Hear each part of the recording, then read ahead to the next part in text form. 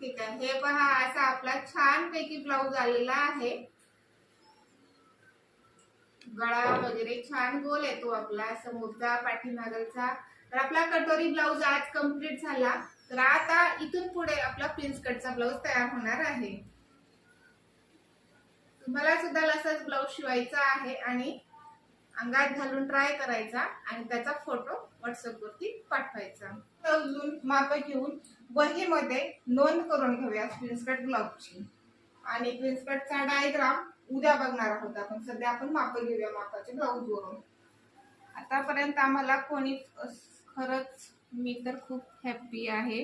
Class करून खूप खूप धन्यवाद ताई। एक नंबर, खूप छान।